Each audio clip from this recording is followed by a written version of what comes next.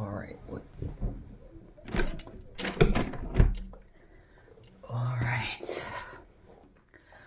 Hello and welcome back, Sensitive Gangsters. I'm glad that you're here with me today for this beautiful reading, which I have a very bad headache right now, but I'm doing something that I actually feel very passionate about, and that really gives you energy sometimes. Someone just told me that they like my enthusiasm, which that's the thing. When you find things that really ignite you, suddenly you just find this energy within you, or it's just activated, or maybe even for someone like me who sometimes really has bad introspection when it comes to what you need to maybe do if you have a headache, like drink more water. Let's get my water right here. Okay, so drink your water, guys. It's important. Guys and gals and non-binary pals, everybody who I'm talking to right now, because that don't matter. You are worthy just by being. And it's even better if you're true to yourself. All right. So what do I want to do? Because this inspired me to just do a reading, because I've been wanting to do one anyways, but I feel like this is a specific moment for some reason. And well, if we look at it from an astrological standpoint, what do we have right now? I think waning crescent in Gemini, and my sun sign is Gemini, so I always feel like, okay, that makes sense why I'm very engaged with this thing right now. And well, we can say about astrology whatever we want, but it's interesting for me. The thing with these frameworks about how to understand the world and everything, I always am careful when people claim that they know everything, or that whatever they're talking about is the truth or the only truth, or they know it for sure, this is it, or even people who, well, even certain facts, certain facts can also be manufactured sometimes. What is facts nowadays? It depends on who you are and what interests you have and how indoctrinated you are. Anyways, it's tricky ground, so I'm not going to go too much into detail here online, but it's certainly interesting to navigate. So I don't even know. I kind of want to get an energy reading for this energy is emerging, but also I want to kind of dig into that activist space of meaning, no cliche or whatever. We're not talking, we're not trying to fearmonger, we're not trying to enrage people, we're just trying to understand. We're trying to understand, we're trying to communicate, we're trying to ground ourselves, because this is what it's about, of not engaging in escalation, because if you do, then what is going to happen? It's already clear that it's going to escalate, because that's what you're also engaging in, which is what people want, because then they have a reason to fight against you, because then they have it easier to get their narrative across. So if we're talking about activists, then activists should be aware of this. Activists should be knowledgeable on the tactics that people use and how they can be used against them. And this is why I think for a lot of people it's very difficult to try to think whoever you're fighting against, but it's not really even that. It's just thinking about what someone with different interests might think about, right? This is just a general thing that you also learn when you go into higher education, that you have to take different sides, right, in an argument, to learn, but also to look at different perspectives of something, and then why would certain people or certain organizations do certain actions. And when you understand it, you can more easily work with it. If you don't understand what's going on and you just see random actions, you're like, what am I supposed to do? I don't know. But You want to analyze it, you want to understand. So what do we need to know when it comes to this energy? What wisdom can our higher self give us here? What can spirit give us here?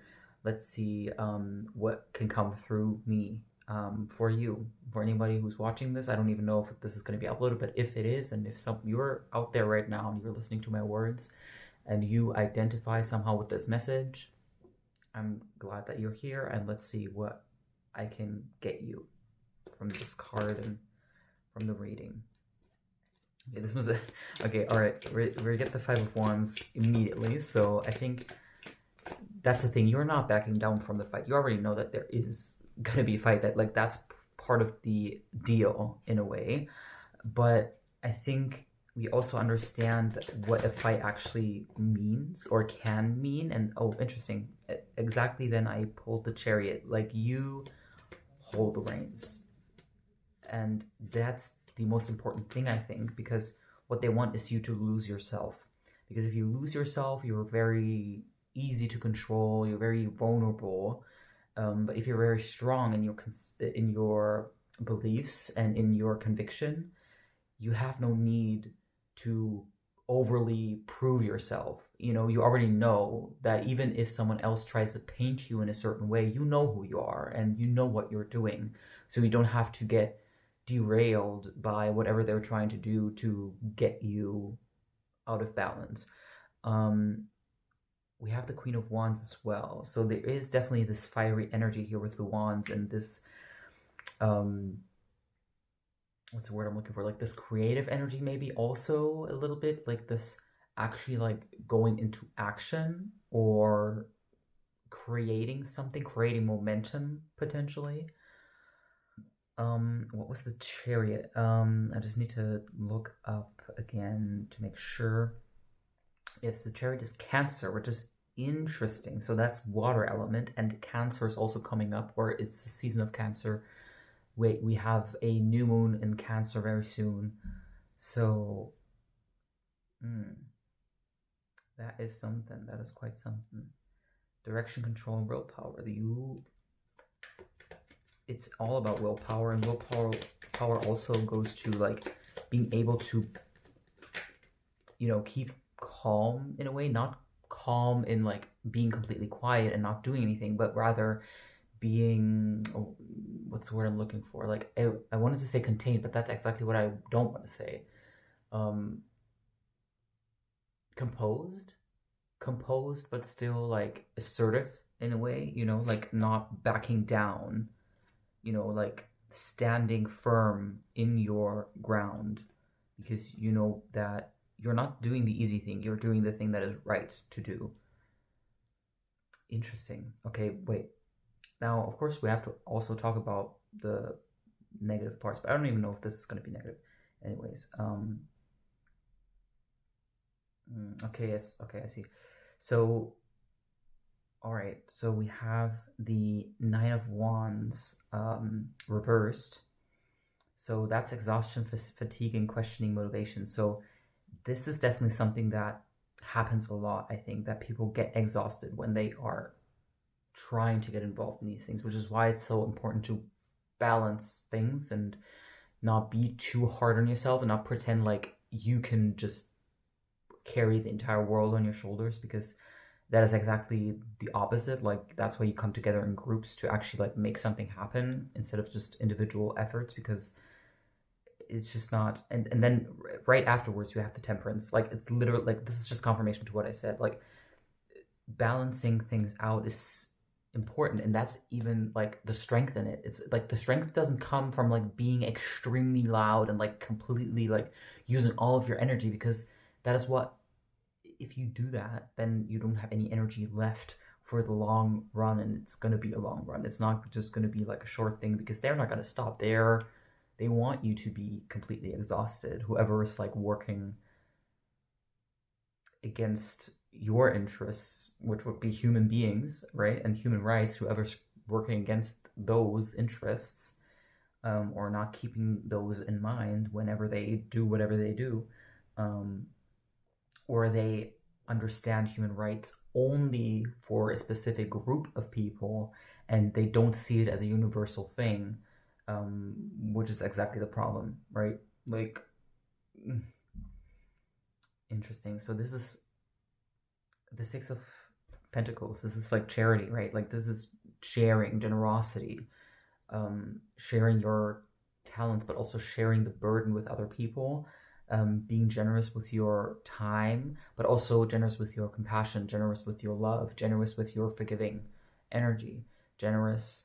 That is also a type of strength. And the thing is, those strengths are harder to erase. Like they are abundant compared to hate, which kind of gives you that scarcity mindset in a way. Like there's not enough space for all of us here. You have to go because I want to be here and I'm better than you, so you need to leave, right? Like those kind of ideas. But love is we can share. We can share right here, and you're just as valuable as I am. And we can share our talents, we can share our love, and it will just grow even more, right? Like that's not something that can, like, you can even just feel it in your body. Like I feel it when I literally talk about it. Like I feel contracted and like, ugh, I can even say it. Like it's just when I hate, or when I think about hate or what it does, and when I think about love, everything just opens up. It just gets lighter. It feels just airier, and like there's no boundaries to it. When it's about hate, it feels immediately like blocking off everything. Like just I don't want to see it. I hate it all. Or I hate myself or whatever. Like this may be considered cringe. I don't freaking care. What the hell? Who even? Anyways, um, but that's what I'm saying. Like, and compassion does not like it's not just about the outer world. It's also about yourself. It's about that, like you expressing yourself authentically, you standing for whatever you believe in, you not backing down. Because if everybody does it who actually like believes in it, then, or who actually like understands that they're suffering under a certain system, right? Then the masses are just so outweighing any competition, right? So we need to get back to that understanding, right? So let's see if we can get any confirmations here. And this is like also talking about infighting, I think, because like when I talk about love and like extending love as well, because I think people like, and this is the thing also, when people are trying to fight against the system becoming that system itself, like because they don't really have any other tools, and then they, not necessarily to a fault of their own, sometimes maybe, but it is kind of a trap, because you have this perfectionist mindset which is quite influenced by capitalism and by fascism as well. Like all of those ideas about what a perfect human should be, and like this transhumanism and all of those things, and this exclusion of people that are not functioning in society, are not whole human beings or worthy as human beings because of their skin color, because they are disabled, because they are not part of a certain social group that we deem good and moral people, which it's just a white supremacist attitude. And do we want to carry that on, or do we want to actually like include people who need to be included, and they may not do everything or think everything that we think, or might do things in a way that we expect them to do it, or we expect ourselves to do something, because of course it's a different position depending on who you always have to understand your own position in the society, right? Your positionality affects everything, like everything that you think, and you think about other people and you project onto other people. So just the awareness of that is already like one important step here. But let me see if I can get maybe anything on what I just said, or any confirmation on these cards here that we already have. Thank you, Spirit. This was a lot. Oh, okay. And this fell here. So Okay, so we have three pentacles, minus. All right.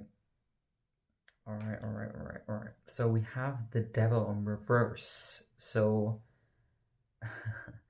we're definitely doing something because that means there's some release of control and like restoring control. Right? This is literally the goal of activism and like freedom, but not the kind of freedom that excludes other people, and also your own freedom, right? Like this is about releasing your own chains to discover your own freedom that is already inside. But that's the thing, a lot of people have caged themselves because this is what they've been conditioned to do. And it can be very, very, very difficult to get out of those patterns, even if you really believe in whatever you like, being anti-capitalist, for example, or understanding what is actually happening, but still suffering from it, still having certain beliefs that you have to work on continuously to understand that this is brainwashing. This is not something that is conducive to what we're doing here. And this is the thing with exhaustion, fatigue, questioning, motivation, because that is the real freedom to kind of like alchemize that into more balance, I would say. And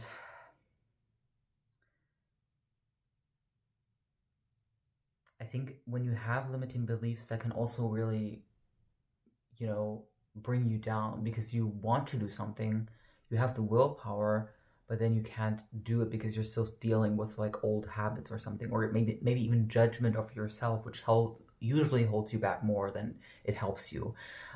This is also like kind of reminds me of a psychological phenomenon about stereotypes, and I think maybe a little bit this concept can be applied here. I don't know, but I'm just going to tell you, you can do with it what you want.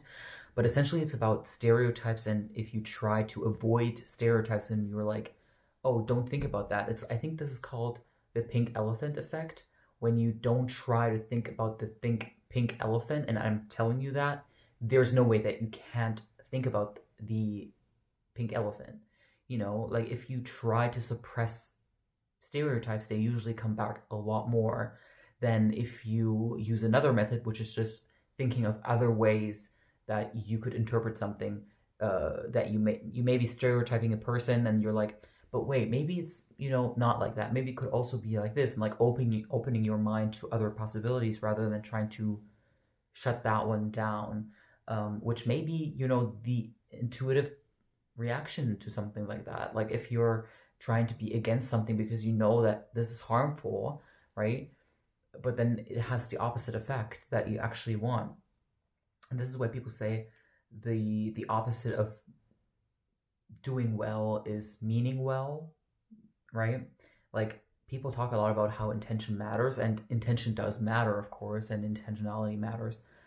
But meaning well does not mean that you're doing well. And sometimes it can be very hurtful if you mean well, and then people who you're trying to help tell you that you're actually not helping, what you're doing is also harming us, because you're doing it within the same system with the same tools, and you're not even seeing what you're actually doing, but you think now you're doing something good, right? So this is a more nuanced conversation, but it's important to think about when if you're going to do anything activist related, you're going to learn a lot. You're going to learn a lot about the world and what certain limitations are. Like if you're actually testing your limitations, and like you've had a lot of limitation or limiting beliefs maybe, then you start to actually like explore what are the real limits here, and then you realize what is actually possible, and then different ideas come to your mind just naturally because your mind is opening, and suddenly different things appear in your peripheral view, so to say, right? And we have the three of pentacles. I'm sorry.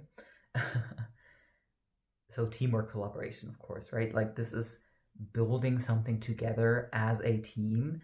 This is specifically talking about not doing this alone, right? Like this is a collective effort, and this is why it is necessary for you to keep yourself healthy and to understand that if you can't do something, there is someone else who's going to do it, right? Like if there is a day where you just don't have the energy to do whatever you need to do, even though maybe there's something happening or whatever, then it's more important for you to listen to yourself, because that's where the actual freedom is, that's where the actual conversation is happening, than putting more pressure on yourself to do something, because that's going to be counterproductive to what you actually want.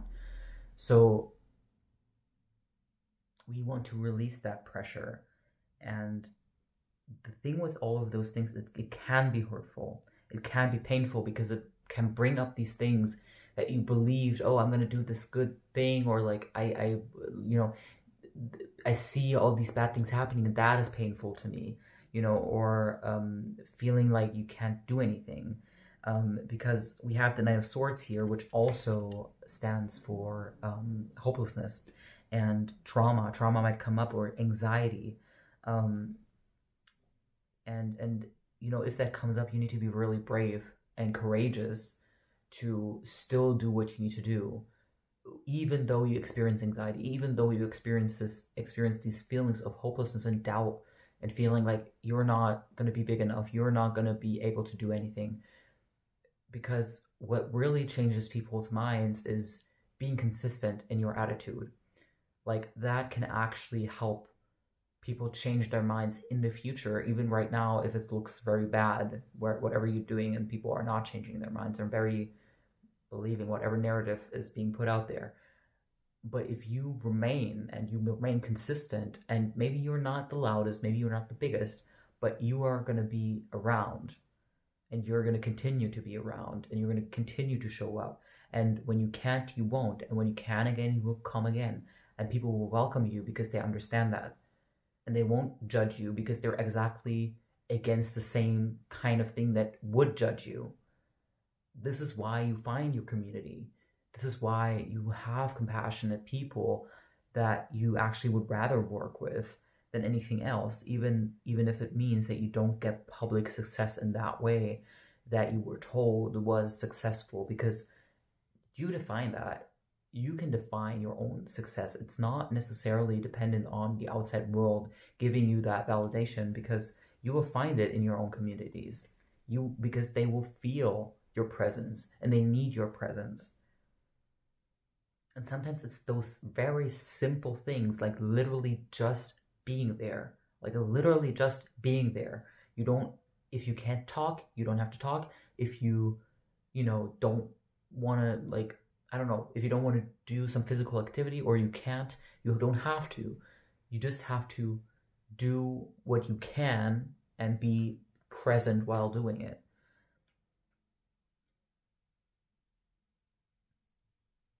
And be generous in what you give, because it's going to come back, because people know that you're generous. But it's also, of course, I was thinking about altruism, because altruism is this idea, right, that to give without expecting anything back, and it's basically based in empathy. But I think there was an argument, like how that could also turn into that idea about meaning well rather than actually doing well. So with the empathy truly comes actually listening to people, right? Like actually looking at what this is not about me personally, like self-actualizing. The self-actualizing is like being part of the greater good, being part of a greater movement, and playing that part, not doing these grand things that you can never actually achieve, but rather just doing the small things every day and thinking about it every day, and to putting, making decisions based on that. We have the King of Cups. Like this is just, everything's of course confirming that storyline here, like following the heart, idealist, romanticism, and the affirmation here is beauty, art, and wonder is everywhere. And this is the thing, right? Like, and I, as someone who has gone through depression, and I'm sure that a lot of people have had experiences with depression, and the way you perceive the world whenever you deal with mental illness, and then the comparison, is it's incredible actually, because the world doesn't necessarily change. I mean, the world always changes, of course, but the world is just the way it is at that particular moment. But the way you are actually informs a lot of your experience, right? Like the way you experience whatever's going on around you, the way you see something and what it makes you feel or doesn't make you feel anything, right? Like we are incentivized to be apathetic so people with certain agendas can just get through with what, I'm sorry, I don't know what it is with the I, if it has any meaning. I know that the nose has a meaning.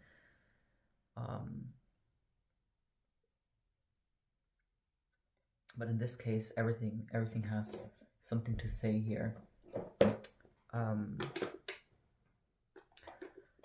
So with the eye, maybe also seeing and really seeing. And the thing is, you can look at something and seeing something is a different thing. Like you can look at a car, but seeing a car and understanding what it actually looks like inside, right? Like having that information, then you can look at it in a very different way, right? Like you can understand how something actually like is put together, or you can understand what a material is and how that material even came to be in that form, right? What it took for it to become that. And you can see something that isn't even there anymore, like human labor, for example, that is in that car. It is part of that car, but of course you're not seeing it directly happening right now, but you can understand that this is what is happening. And that's just like generally growing up, maturing, understanding things about the world around you. And not everybody has that skill. Like not everybody does, and maybe never will, for whatever reason. But you do have it, and you understand that whatever you do have, try to use it, and try to use it in a way that is loving, that is not hateful, that is trying to bring people together, even if they have differences, but if they're trying to like reach a common goal, right? Like I'm hearing between spaces, like in between spaces.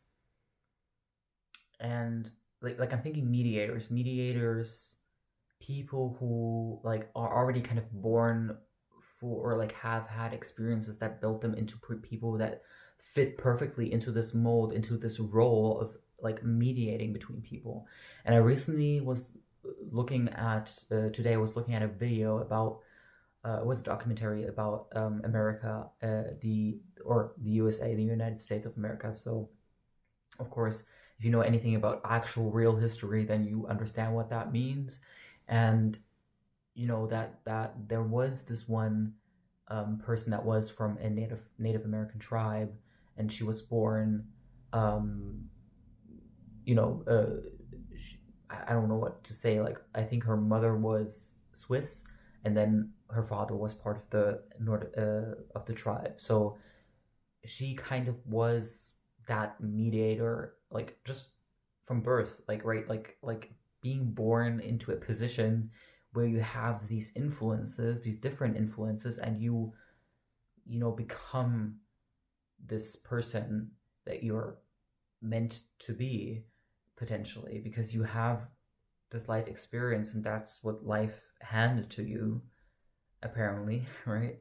And sometimes it's really about that, turning whatever burden you've had into your strength, and into what brings you out of this burdensome existence, and kind of transforming, alchemizing that. And this is not to say to dismiss anything, to dismiss any difficult experiences. This is actually even acknowledging it even more. Like something brings you to activism. Like you don't just do that, like it's not like a random thing. People are very intentional when they're being activists, and usually it's people who suffer the most under political decisions. They might not even have any say in those political decisions, because they have no power whatsoever. But the only power that they do have is their own voice and their own story that they can tell. And, you know, finding people who are allies, finding people who will help you and who have a voice or who have power in some way and who are willing to listen to you and who are willing to give you power and who are, you know, and of course that's still barely anything of what you should deserve, you know, as someone who really suffered a lot under these conditions. But it's better than nothing or making it even worse, which is what a lot of people unfortunately are doing, and like, you know, trying to erase history and all of those things. It's not a new thing. We know it's not a new thing. Anything else you can give us here, Spirit? Any message that the collective needs to hear right now?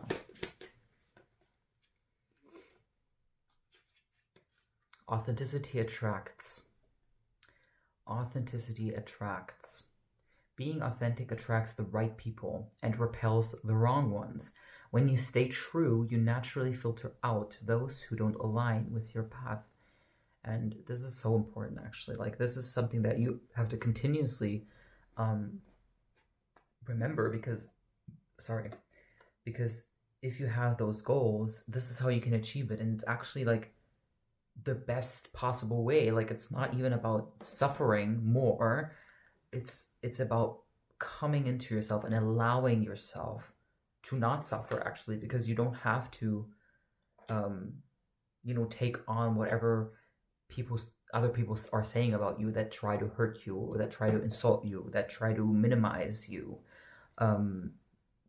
If you do, then you're giving them your power without them even being there, right?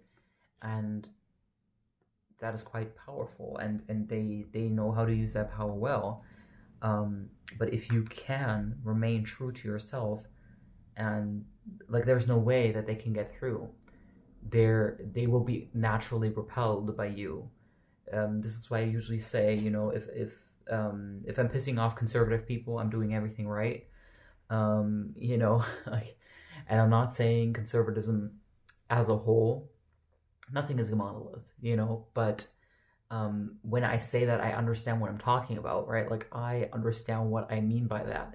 And I don't owe anybody that explanation if it's only about me or like in my own circle, or like, you know, like, I think we put a lot of pressure on people who decide to be active in some way. And what we actually want to get away from is what is happening. Well, you know, I'm going to use right and left so people can understand it, but I still don't really subscribe to those ideas necessarily. I think they're, again, the same thing of like trying to divide people into certain categories, even though we're all here and we're all human. And some people believe that other people are subhuman. Some people believe weird ass things, but in those organizations, there's usually, because they believe in those things, there are hierarchies, and there is, you know, a lot of pressure on people, and people telling people, don't talk to this person, or don't do this, don't do that, like very harsh tone as well, and like very authoritarian, I guess. And that's something that I would want to avoid, right? Like, this is not, it's more about collaboration, it's about understanding, it's about using the skills that you do have, helping each other out, you know, also asking for help if you do need help, and being kind to each other, being welcoming, being I want to say non-exclusionary, being inclusionary, being open to being criticized, being open to being uncomfortable sometimes, being open to being wrong, you know. And that is the thing, that is what is authentic, truly, and that will attract other people. Like, if you're actually trying to reach people, you need to be like an actual person. Like, you can't just pretend you're this robot person, right? Like, to like what a lot of politicians unfortunately do, because they're just playing that role just to gain whatever they want to gain, or you know, do whatever a lobbyist told them to do. And that's why a lot of, you know, at least I and a lot of people get suspicious when you look too well kept and too perfect, too curated, right? It doesn't feel authentic anymore. Or did it ever feel authentic, right? Like you automatically kind of like become suspicious of it if you are still connected to your humanity in any way. um, it's interesting. Like, I feel like maybe the message is just over because I'm kind of like blanking. You know, I have that feeling of like, you said it. You said what needed to be said, and it feels so good sometimes to just actually like be authentic. Like, it's so much easier, you know. The reason why right wing ideology and stuff like that spreads so fast and it's so easy to do it. And that's why a lot of people can be recruited because there's no reason for them to have any skill or understanding or knowledge, um, because they can just make everything up. Because all of it is not, it's not about fact checking. It's very much about creating false facts. You know, like that's an easy thing to do. You can just pull it out of your ass. Not saying that there's no work involved at all, but you know, like it's so much easier in that way if you don't have those boundaries or any like ethical moral values to uphold or whatever that may be. I think that's also something that can hold someone back, of course, in certain instances, but at the same time, um, it's also putting you into the position at all that you're trying to fight for justice, that you have some kind of ethical code, that you understand that these structures that have been built by people, and you understand who those people were and what they really wanted and what they still want, and that that is not a good thing, and that is not like it's even if you think about it from a just utilitarian standpoint, because the way people see it is like, of course, if you see someone as less than human or less valuable than you, then it's a lot more easy to just enslave them, to use them, to exploit them, to give them no right to anything, and pretending like you are the king of the world. Um, and that's going to lead to something. You may have power, but people are not going to like you, and people are not going to just let you have that power forever and ever. It's so much smarter to just collaborate with people because everybody has a better outcome. But greed, you know, other things, weird as takes, weird as takes. Like, I'm seeing people who I really liked and I thought were intelligent people saying things where I'm like, how, how can you say that though? How can you do that? And this just like, and I've had this growing up, like in my early 20s. I was like, you know, you still kind of like, oh yeah, there are people that I can trust, and like older people and this and that, and experts and whatever. And I'm sure those people are out there, but you really lose trust in people when you looked up to certain people. Maybe they're very, you know, intelligent, talk about, you know, interesting topics in the world, and you think, oh yeah, they know what they're talking about, right? Like more or less, maybe in their field of study or whatever. Um, but the thing is, like, especially when it comes to online stuff, right? Like, you don't really ever know the whole story. It's all curated. It's all like intentional in some way. And even me right now, this is intentional. I'm thinking about what I'm saying, but it's still a little bit more authentic, maybe, because it's not like I'm not reading from a script or anything. Like, this is more intuitive, just kind of like talking and like exploring ideas. Um, but this is the thing too, because I think it's interesting to like look at authentic experiences of human beings, because a lot of people compare themselves, right? Like, that's, and it's not a character flaw or anything, it's just a natural thing that happens, or like a phenomena that happens, because we're not the same necessarily, right? Like, we have the same worth, but we may look a little bit different, or we may do something a little bit different because we have different needs. And that's okay. Um, this is interesting because I wanted to pull some cards here from the box of emotions. And they have like visual representations of the emotions, and then they describe um, them and like give a little bit more detail.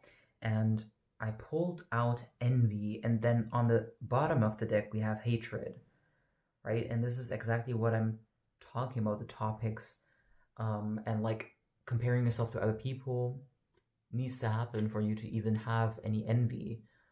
Um, Let me actually see it. First of all, this is the visual representation of envy. Interesting, of course. We have like yellow, greenish, dark, gray um, vibes, I guess. And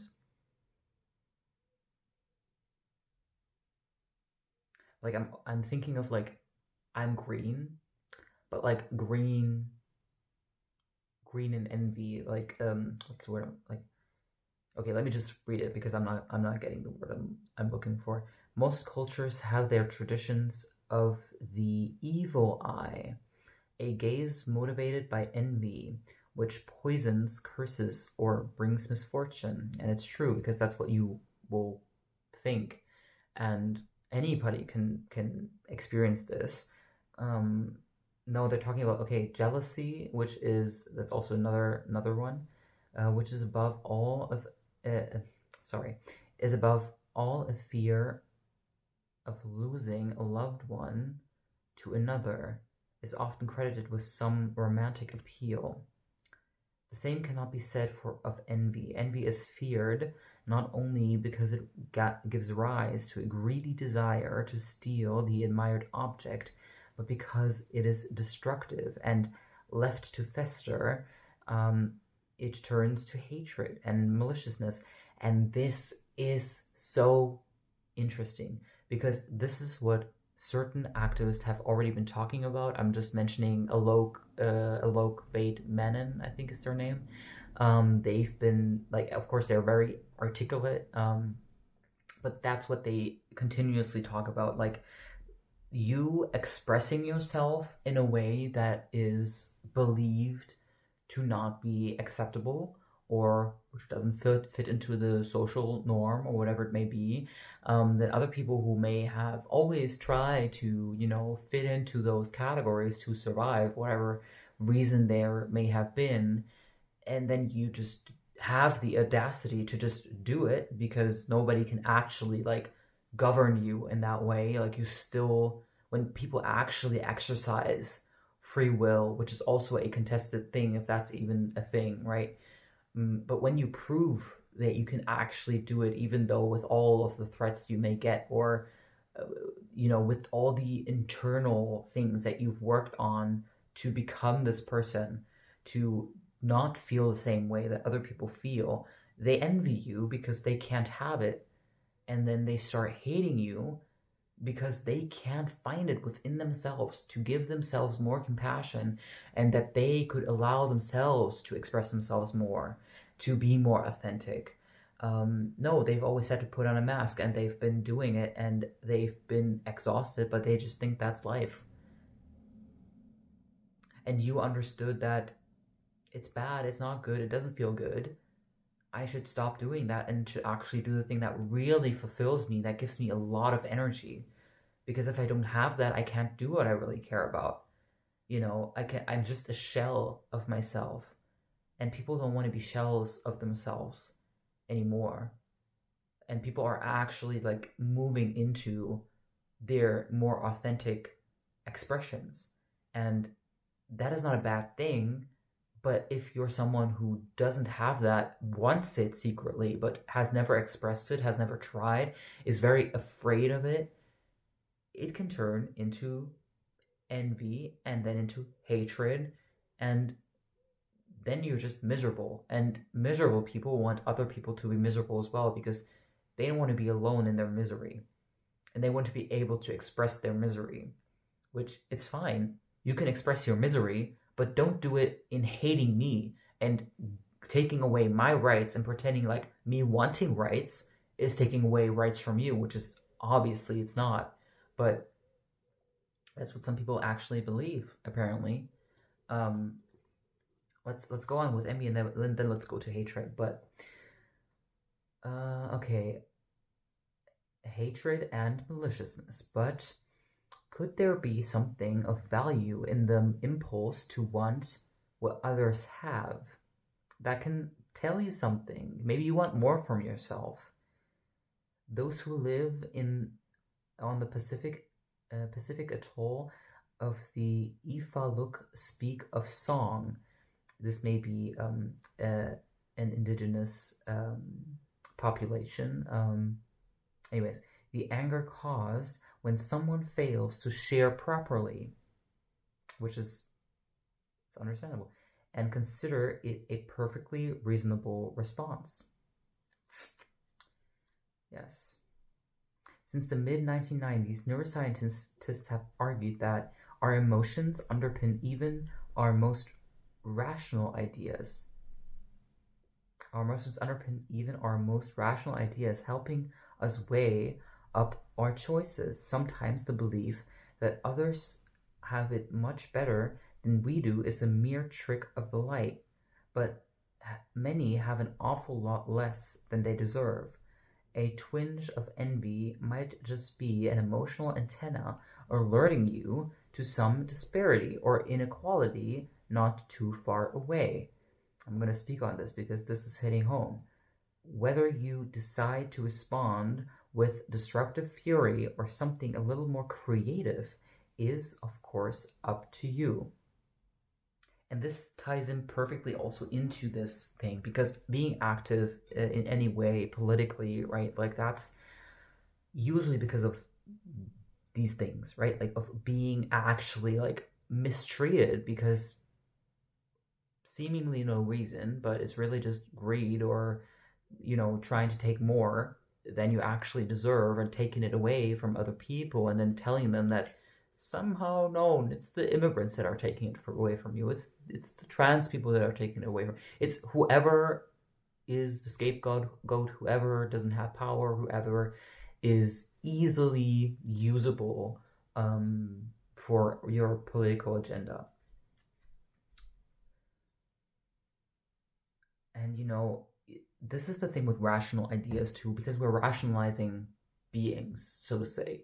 We're not necessarily rational beings, but that's the thing about emotions, because they do give us information.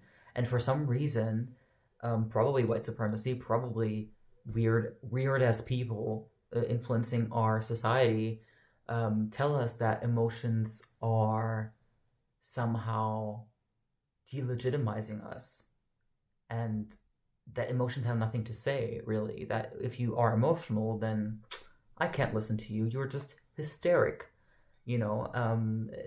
somehow devaluing your experience, even though it should be more of an evidence of what is going on, and a reasonable response. And this is something like, especially in the Western world, how things are pathologized, and how appropriate reactions to something could become pathologized because of whoever is diagnosing you, like their perspective on like, oh, you must be crazy now because you're adequately reacting to your oppression.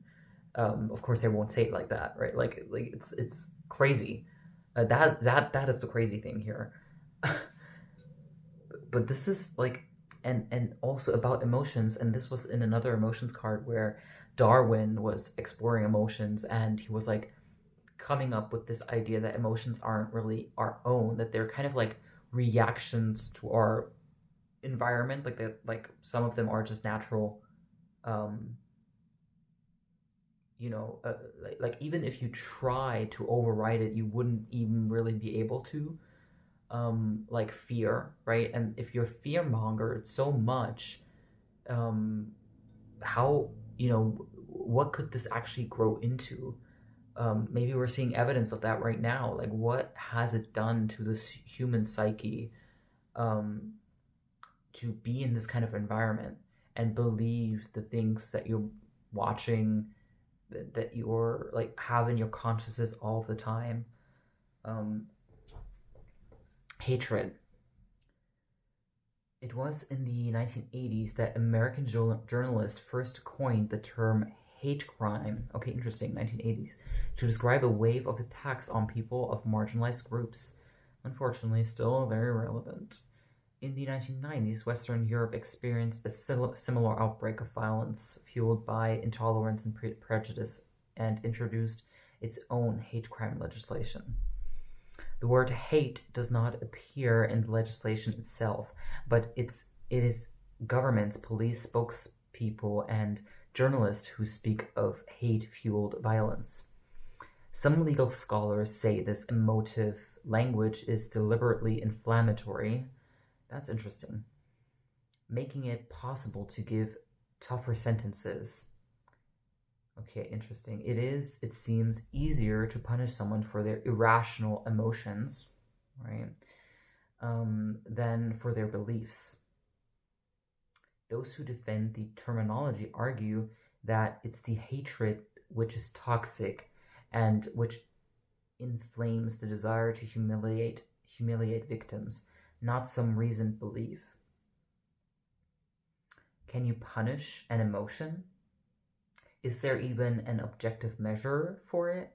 Hatred may be the focus of the legal and philosophical argument, but in the meantime, it has become a byword for all that is contemptible, intolerant, and antisocial in our societies. For more on emotions in legal cases, see jealousy. This is certainly a very interesting and inspiring take here to think about and take home, because the language we use honestly has a lot of power, even though people may want to minimize it, but it's literally influencing everything that we do and how we communicate and what that does to people. This is why AI has such a hold on people, because of the language model, right? Like, because it imitates something that we're familiar with, which is actual conversation with a human, of course. But and even there again, we have the same thing with the terminology, because calling it intelligence is also not really accurate. Not that we could actually define intelligence. Of course, we've tried, but there's a lot of issues with that, and it's all exactly comes from the same white supremacist perspective as well. So calling it intelligence is dangerous, I would say.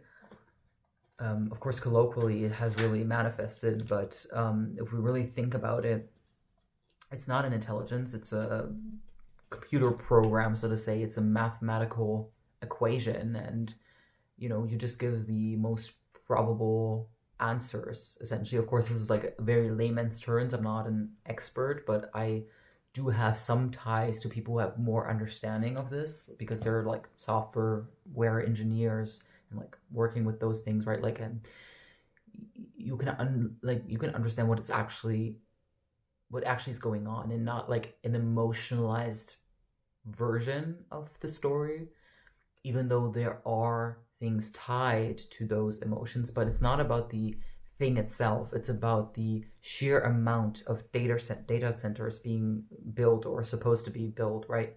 And the not including people, it's like undemocratic. It's not in a way that is regulated. It's just very exploitative, and that's what that's the bad part. It's not the mathematical equation itself, which is something humans created, right? And we're trying to avoid all of this time that we would have to take to solve an equation and give it to a computer to solve it for us, whilst we are still there as kind of the creative directors and the ultimate creator, really, right? Like the creation, we created all of this, and it came from somewhere, some kind of source energy, or imagination, whatever that is. Like, it's so difficult to define a lot of the things that happen in the way that we do, at least in the Western world, in this framework, right? Because we've destroyed all the others. It has been destroyed. Belief systems have been destroyed. Entire places where people lived their entire lives and experienced these places as sacred, have been destroyed or occupied, or, you know, of course, our entire world is going to be spiritually, drained and completely out of balance because nobody, like, they're not even allowed to express their own spirituality. They're not supposed to. They're supposed to be like the good white Christian Christian heterosexual nationalist, fundamentalist ideas. You have to align with that, or you're not okay, and you are not supposed to be here and share with me. I'm not going to share with you. That attitude is already at the base of all of it. And Europeans are largely responsible for that. And kind of like this divide between certain countries, anyways, is, arbitrary, anyways. But of course, all of these things still have meaning. Like, people coming from certain places, having a certain history. Like, you can't just explain all of these things away. All of these things don't exist in a vacuum. Everything is connected, everything, all of the time. And we're void of any actual humanity, what we call humanity. All of these definitions are based on an unequal society. How are you going to create an equal society that was born from an unequal society, from the idea of an unequal society that continues to exist, even though it's being hidden very well, but not well enough? And anyways, I think we're done with that. Like, it's obviously a very political and very charged discussion, but it's necessary to have it, like, and to continue having these discussions, and not just blatantly taking what oppressors are putting onto your plate, right? And the worst part is, or like, not the worst part, I wouldn't call it that, but like the kind of heinous part of it, like, that's why it's so kind of disgusting, because the people that are, benefiting from that white supremacy, like people who are also exploited by other white people, essentially. So there are even hierarchies within that group, right? Because you can't just be white. If you're white but you're gay, that's a problem. If you're white but you're a woman, that's potentially a problem for you, because you might not be seen as, similar in value. And then you have this promise of freedom by someone who owns slaves. And this concept of freedom, how can the concept of freedom exist without the concept of being detained or being imprisoned, or, not being free? What do you mean not? Like, what do you mean freedom? How does freedom even exist? Freedom to be this thing. Like, the way I always see it, like freedom of speech or freedom of opinion or something, right? Like, I'm like, it's literally being free of any opinion. You don't even have an opinion anymore. You don't even care. You're just like, I don't care. This has nothing to do with me, even though of course it does. But you just try to subtract yourself from the equation, even though you are also part of it, and you're subtracting yourself has an impact. Like, not wanting to engage with something also, like, that you're clearly tied to, but you don't want to acknowledge it. You don't want to go there because it's very uncomfortable. But if no one freaking confronts these things, it's never going to happen. and people have to be very courageous, especially a lot of young people, and they are. And usually young people are a lot more idealistic, which is understandable because they haven't learned all of these hateful things. Because it's learned behavior that you're not just born with that, even though there are people who believe in that idea of like people being born evil or good. But again, that's another framework of like a binary framework of good and evil. Who decides what is good? Who decides what is evil? These all of these concepts already are inherently flawed in a way, um, and that's why it's all kind of like non-authentic, right? And we're trying to move to a more authentic life that we already knew existed, but it just isn't played out on the world stage, so to say. But the people who have already experienced it for forever, they already know. Like they don't have to, tell their story to each other because they already know. There's no explanation. There's no trying to pander to anybody. There's just, this is my life. This is my real lived experience, and that's it. And I don't have to go to school for that. I don't have to do anything for that to experience it and understand what is happening. Maybe I don't have the best words for it to explain it, right? Like, just because you don't have the words to communicate something does not mean that you're not experiencing it. This is why children suffer so much, or like it hurts so much to see people, young people, having to grow up in this kind of world. And I'm one of those people, but I see it even in younger people, right? And I see it in people who I understand that they know and they understand what is going on, but they can't even do anything about it. What are you going to do? You're dependent on people. You're dependent on this world caring about you. And what happens if they stop caring, or they never actually cared and they just reveal it that they don't actually care? And this is the time we live in now. This is the mask off time. And people may have already known this. It makes sense if you just look at everything, like the way everything is already built from a certain perspective. Of course, it makes total sense. But this doesn't mean that it cannot change, and it starts with changing your mind or being aware of something.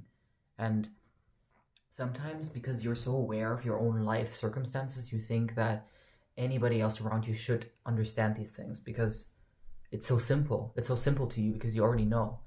But then you do encounter people who may be more privileged or maybe even less privileged and have no idea about your life circumstances and could never understand the implications of whatever you have to go through. This is why it's so important to communicate with each other and be like, have actual relational skills, right? And repair relationships and all of that, which who is doing that kind of work? It's usually the ones, again, that are the most marginalized, Black women, people who had to survive. And you need to develop those kind of skills, and it can be very painful to go through that. And what they're doing with that, then if they share this information, like, that is essentially what we were talking about earlier with alchemizing whatever you've experienced. Because you don't, you either you experienced or witnessed other people and understand that other people are going through something and you feel for them and you want to do something. So anyways, I'm gonna love you and leave you. This was a very long video, so I hope that you enjoyed it. If you're here and watching it, I appreciate you, and I hope that this meant anything to you. I try to use, all of the wisdom that I could gather in my life, and make a good impact on the world, and, not let other people down that really need people, and not let the people that try to press everybody get into my head and keep me from my actual potential here. So I hope that it helps. And if I die tomorrow, like I'd rather, like, that's always what I have to think about, because if you really come close to death and then you survive, you live differently. You don't waste time anymore. You don't do it. Like, if you do it, then you're noticing that this is not good. I need to do something. And not like burning out, but like time also to rest. Like everything is part of it, right? Like, you need time to rest, you need cycles. It's natural. We have natural cycles in nature, and it is not about the next profit margin, right? That is not a natural thing. It's just the lie of capitalism. But I think a lot of people understand that. I think a lot of people don't.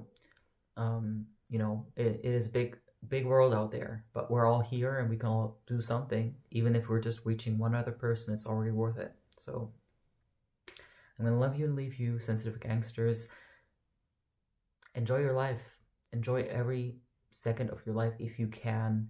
Help people if you can, because that's gonna give you something. It feels good to do good things. It feels good to know that you thought about someone who has it worse than you. um, and that you try to make this world a better place. And it will make you sleep better at night. If you're worried about everything happening, doing something is probably one of the best medicines that you could have. And it's not about doing something that you can't do. It's about doing the things that you can do, that you do have access to. Even if it's just being somewhere and reading about something, or um, you know, not letting yourself be enraged by something.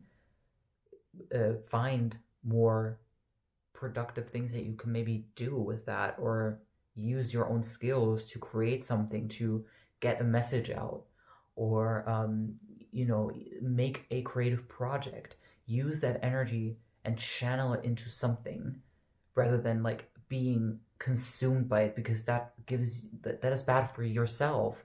That is bad for everybody. You're not going to help anybody, right? Anyways, I'm just going in circles here, but I think you're understanding what I'm saying. So again, I'm going to love you and leave you, sensitive gangsters. Understand that joy is resistance, so keep resisting, keep on going, and remind yourself that you are not alone. There are always people out there that feel exactly the same way, that need to hear you right now authentically, to need to see you right now in pajamas, just rambling on about whatever the frick is going on in your life and what you're thinking about it. Sometimes it's literally, and the power of words, like, you don't understand, like, the effect that you can have on people only through being very authentic about your own experience and being enthusiastic about something that you're really passionate about, or whatever it may be. It can activate people. It can, like, literally, like, I'm thinking about dormant genes, like those kind of things, like something that lays dormant in everybody, but you can activate it with certain codes, like, you can see it however you want. That's just one framework to see it, but it's just a metaphor, really. But yeah, anyways. All right, I'm gonna see you next time, and bye bye. Stay cool.